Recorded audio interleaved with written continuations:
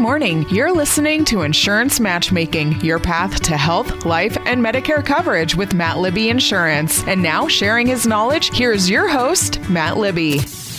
Good morning. Welcome back to Insurance Matchmaking.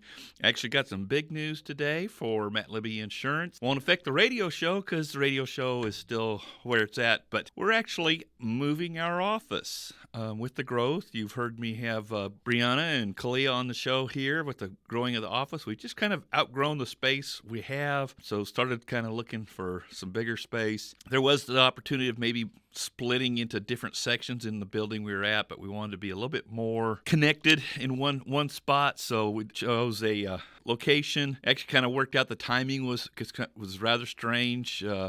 You may have heard me mention I go to Life Church. I was very active with the Cookeville South campus that met at Prescott Middle School. We have ceased holding services there, so with stopping that operation, it also eliminated the need for the church to have that satellite office. So worked out with the church, going ahead and taking over that lease, so the church won't be burdened with paying rent on space they're not using, and it's a great location for us. Plus, they had done some improvements in the office, so it was kind of nice to be able to move into an office that already had some improvements. So irony is, a little more irony there, but so the address for the new office will be 1683 South Jefferson, and that's Unit D. If you're used to driving through the construction mess on South Jefferson between I-40 and 111, that's where we are.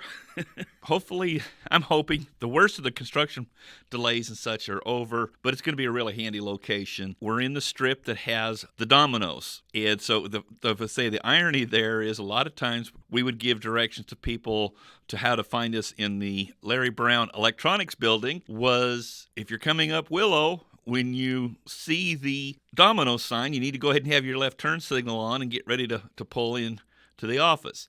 Well, that was 2 buildings down on our same block in the 500 block there of North Willow. Well, in South Jefferson, the strip center we're in is the one that also has the Domino's. So Domino's is now 2 doors down. So technically they kind of were 2 doors down before, but it was 2 separate buildings on the same block. The other thing is, in the Larry Brown Electronics building, there's also the CBD shop there, and we're now going to be in between a vape shop and the comic book store there at that on South Jefferson. So we kind of have the same landmarks that we had before. But I also want to put a plug in for Larry. I've been renting from Larry since I moved here in 2020. Had a small little office in the back, and then he fixed up his old showroom in the front. Had about a 500 square foot office. It's right at the front of the building as you come in the building. So that space is going to be available, and he's got a couple other small spaces if you just need some small office space. So give a call there to Larry Brown Electronics or stop by. It's 528 North Willow. That current office location, we're still operation there right now. It's going to be a little hectic the next few days because we're going to kind of be between offices and packing up and moving. But the goal is on February 1st, be up and running on that location. And I do have ciphertext coming in on Tuesday, so the 30th, and do the network cabling. So we should be set up and operational. Don't have signage yet, but if you're listening to this, like I said, go to the Domino's, you'll find us. So that's kind of the things that are happening to us. Like I said, Larry has some great office facility there. Utilities are included, so when you pay your rent, you pay your rent. So give Larry a call. I'm sorry I didn't bring his phone number. Should have had it handy, announce that on here. But you can always call us, and we can give you the number, or send us a message through the, as I say, the Ask Questions on the Insurance Matchmaking site. You can put in a question there or a suggestion for the show, or say, hey, how do I get a hold of Larry about renting office space? And so that way, hopefully, I kind of help him out. That, like I said, I've been renting there for 3 years now, and he doesn't want to see me go. But I think this new move's going to work well for us. Like I said, with our team growing and being able to do some other things in that office, planning on doing some educational events. I do some at the library, but also looking to do some at the office. We've got a nice training area set up with a big screen TV on the wall, and we can set up some chairs there and do some briefings. One of the things I'm looking into doing, I haven't signed up for it yet, but it is a prescription drug savings program. And I'd say the program is that's not the exact program, but it's a training program for me as an agent to be able to make recommendations for people about their prescription drug needs and help them find something that's going to save them money. There will be no cost for that. It will be, so somebody who may be already on Medicare, something I can help them with. I had a phone call yesterday with someone that has the federal retirement program, and they made a change to their drug coverage, and she's now falling under the Part D rules. And what happens is sometimes some of the very expensive drugs, there are programs out there that help you pay for those prescriptions and get a good discount, kind of like, an ongoing coupon. Unfortunately, some of those cannot work with a Part D plan.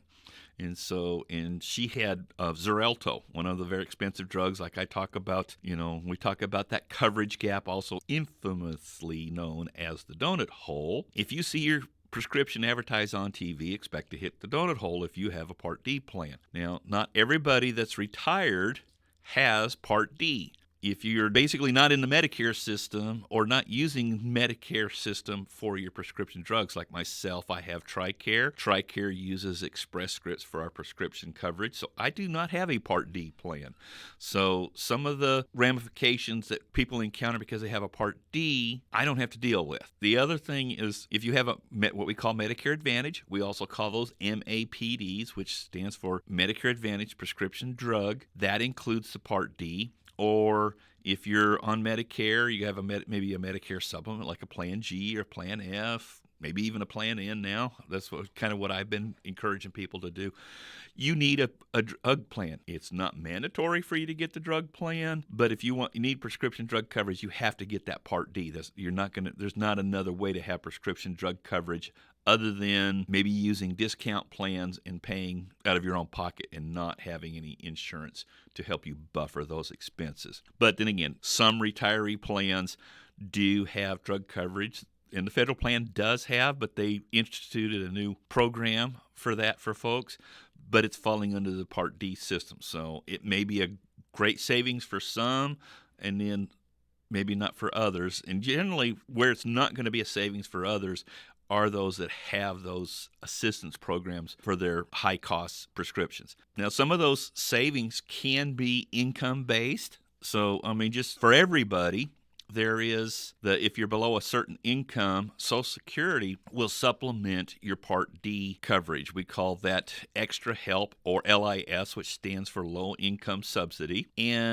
But that's like you have a low income, but you're not low enough to qualify for Medicaid and get help through TennCare, but you do qualify for the Social Security program to get help with your prescriptions. So the people that fall into that generally don't have too much issues when it comes to Part D because they get a lot of support through that subsidy there. It's the ones that make just over that amount, or not just over that amount, but you may have the painful requirement to tell them they make too much money.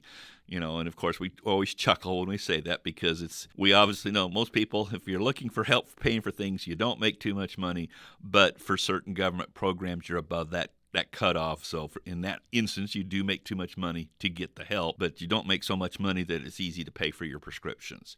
So we try to find ways to help that. And there are other programs. Some of them are from the drug manufacturers. Some of them are grants because someone has a certain ailment. And some of those plans can work alongside the Part D. Full disclosure, that's not my strength. And that's what I'm thinking about maybe, signing up for this course and getting that information. And actually, I may even try to get the founder of that program here on our show.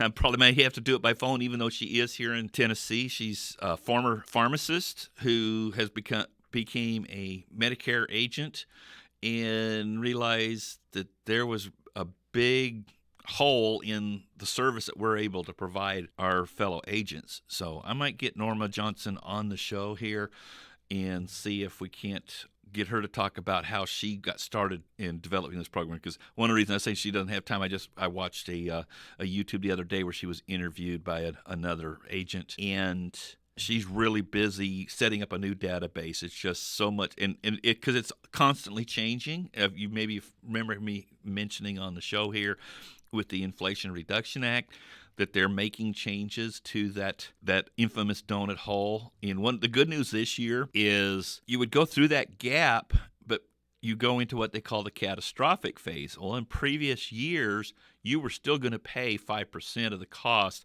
of whatever prescriptions you had, and so those really expensive prescriptions could still be adding up to quite a bit with that 5% you still have to pay. Starting this year, that 5% co-insurance is no longer there for those that hit that catastrophic phase. So the good news is you don't have that 5% co-insurance in the catastrophic phase. The bad news is you do still have to go through that coverage gap, but it usually caps out at about $3,500 of your total expenses. So I mean, it's not a little bit, but the fact to know that, hey, once you spend about $3,500 on your prescriptions, you shouldn't have to pay for that additional cost the rest of the year. So that can be helpful. It's painful getting there, but there is a little bit of light at the end of the tunnel, and so that's something that you can kind of look forward to. Like I said, you see it advertised on TV, you're probably going to hit that coverage gap, and depending on what you have, if you have one prescription that's very high, around $500 to $600 a month, you probably will hit that gap sometime around August, September. So it's not going to be the whole year. What hits a lot of people is they have those prescriptions that are over $1,000 on the cost, not what they're normally paying for it. They usually will hit that before mid-year, sometimes even depending on some prescriptions, hitting it in the first quarter. So those that experience that, they understand it.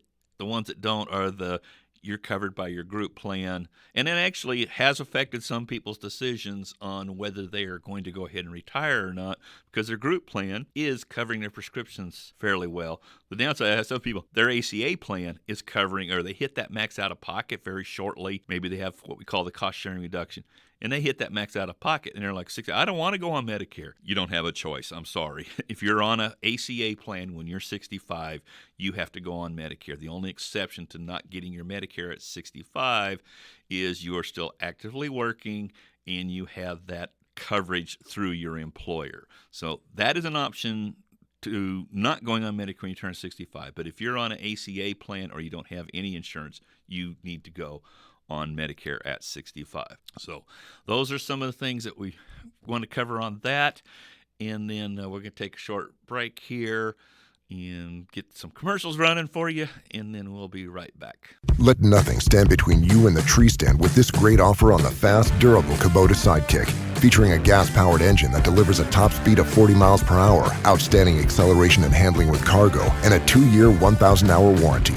Get the Sidekick now for 0 down, 0% APR for 36 months or save $1,000. Now through March 31st. See us or go to KubotaUSA.com for full disclaimer. See Sam, Tim, or Alan Brown at Hicks Brothers Tractor Service on South Jefferson Avenue in Cookeville. We're your locally owned Kubota dealer. This is Marvin Long, your local Twin Lakes Business Solutions consultant. Between college visits, applications, and securing financial aid, we know that preparing for college can be stressful. That's why Twin Lakes is here to help. Twin Lakes is proud to partner with the Foundation for Rural Service to offer scholarship opportunities for graduating seniors. Visit twinlakes.net for more information. Don't wait. Applications must be submitted by February 16th, so apply today. And now, back to Insurance Matchmaking with Matt Libby Insurance.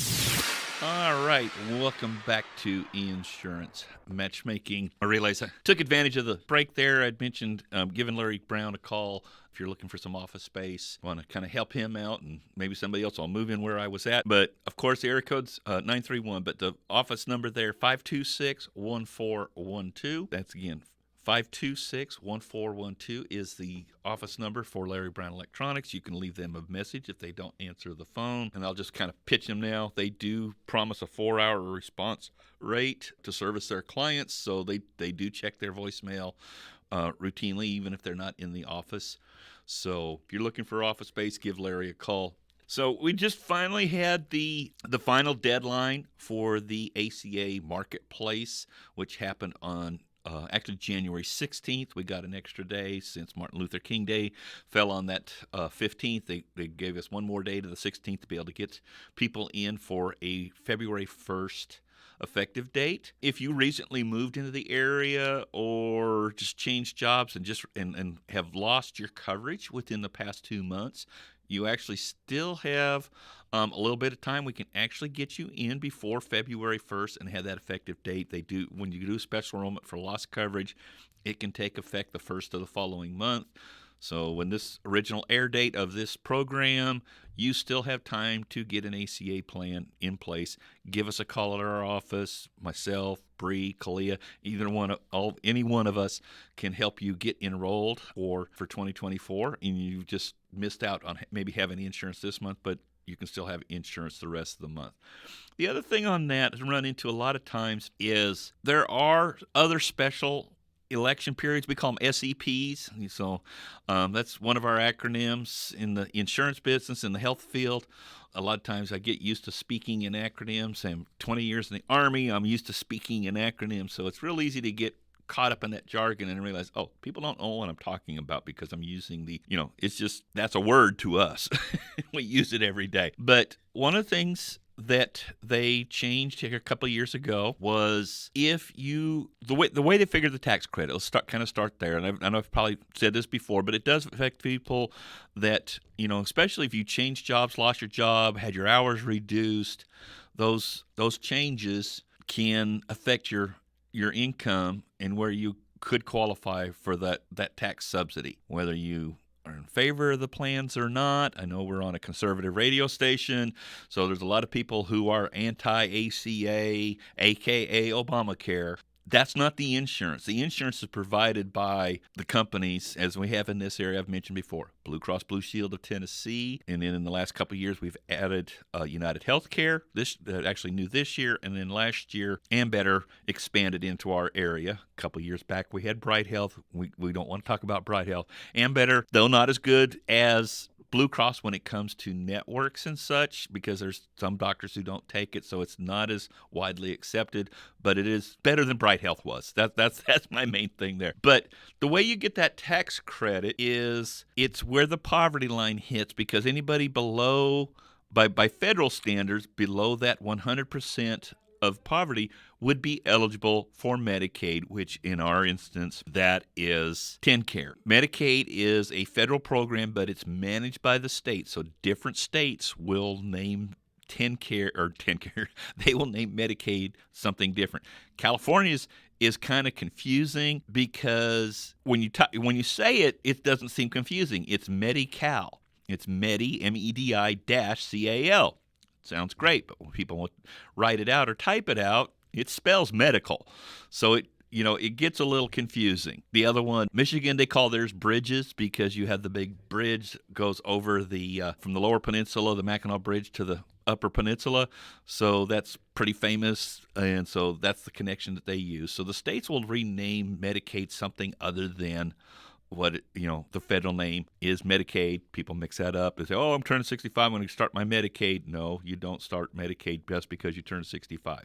Some people do qualify based on that income level. They could qualify for Medicaid and Medicare and Medicaid at the same time. But that 100% of the poverty level, that's what qualifies someone to get a subsidy or advanced premium tax credit is what the official title of it is, because it is a tax credit that helps you pay your premium, and it's paid to you in advance, not when you file at tax time. So you have to reconcile that the next year when you file your taxes to decide, did you get more tax credit than you should have and you owe some back, or you should have gotten more because you overestimated your income and should have got more tax credit. They will pay that out as a refund also. So that 100% for a single person is about $1,100, give or take $50, that you would qualify at 100%. So from that 100% up to 150% of the poverty level has an ongoing special enrollment period. Unfortunately, I think a lot of people, I don't have to get insurance, I'll just get insurance when I need it. Well, the thing is, if you're in that gap, you can get some really good insurance for nothing or next to nothing. Come and see us about your insurance. Let us help you out. But the other thing, like I said, maybe you've had a decrease in hours or or changed jobs and you're not making as much on the new job as you were before. You can, even if you already have an ACA plan, you can submit your change in income. And so sometimes that can lower your monthly premium because you'll get more tax credit. Generally, I'll tell my clients if they have a small raise or something, it's more of a hassle to update that just because you're earning a little extra. I'll tell people put $50 more aside that you're put your half of your raise aside for when you file your taxes, and you'll be all right. And we'll just update that when it comes to the open enrollment for the next year, and we'll just go forward from there. What your your new income level is.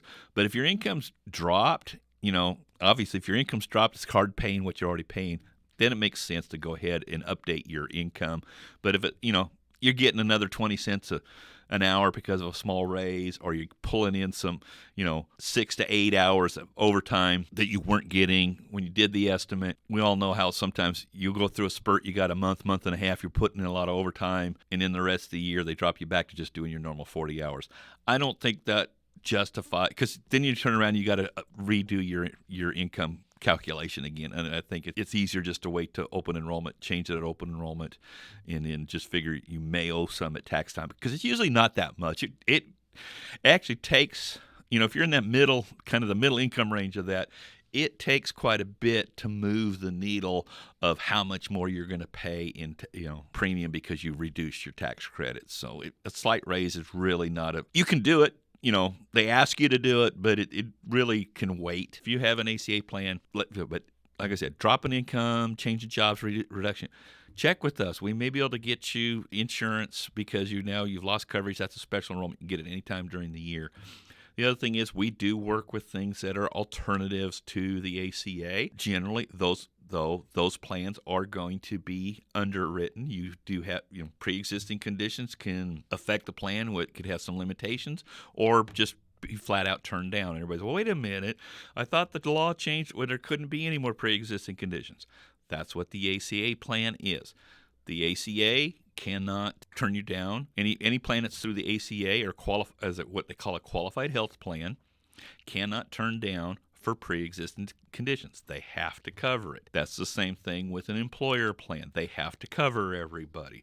So that part there is a good fix. And then, of course, the Medicare Advantage plans are also guaranteed issue. So every level of health insurance that you could have, you can't be turned down. The problem is with the ACA plans and with your private plans, since the ACA was started, those rates are very high. So if you're not getting any assistance to help pay for them, they aren't affordable. So that's where the ACA comes in. But the plans that currently, the short-term plans, we can still cobble 3 one-year plans together. When I say cobble them together, is they are underwritten. You don't have to get a physical to get it, but they're going to ask you health questions. If you've had a recent heart attack, if you're diabetic, if you're over a certain weight, had a heart attack 2 years ago, any of those things like that, those are going to disqualify you. So you can't get them. But if you're healthy or relatively healthy, you can get those plans, and they're going to be more affordable than the Affordable Care Act. But you go through that underwriting. When I say we cobble those 3 years together, is you do that underwriting, you're in good health, you get that plan, and you have that plan for the next 3 years.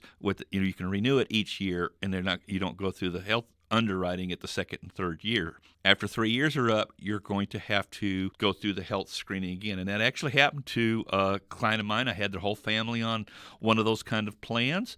Unfortunately, the mom ended up with breast cancer this past year. She didn't cancel her insurance, but at the end of that 3-year period, she was not able to join the rest of the family to renew that plan for another 3 years. So Dad and the 2 kids are still on that plan, and she's had to make other arrangements. So it comes in very handy, and I like when I can do that at the open enrollment time, because if people are not thinking about it, they get, say, in June, they do need to, when open enrollment is in the fall for the following year for the ACA plans, is still look at, hey, is this going to be a good plan for me? Or 6 months from now, they're probably going to turn me down because I've had some health issues in this past 2 years or whatever when I had this plan.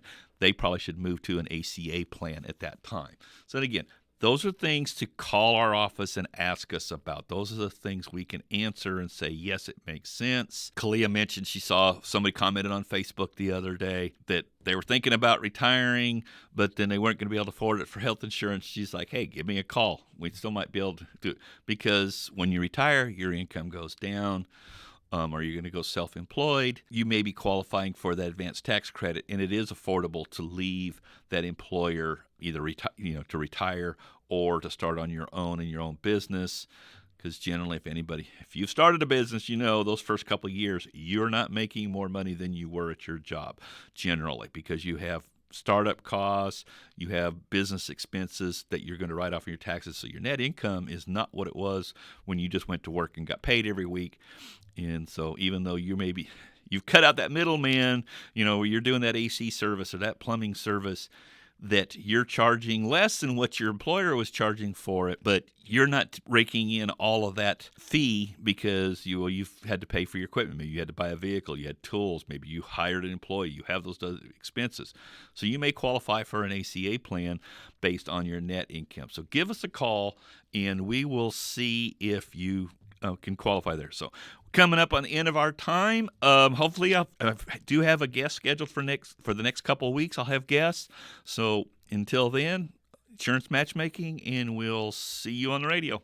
Have a great week, and don't forget, we're moving to 1683 South Jefferson. See you soon. You've been listening to Insurance Matchmaking with Matt Libby, your path to health, life, and Medicare coverage with Matt Libby Insurance.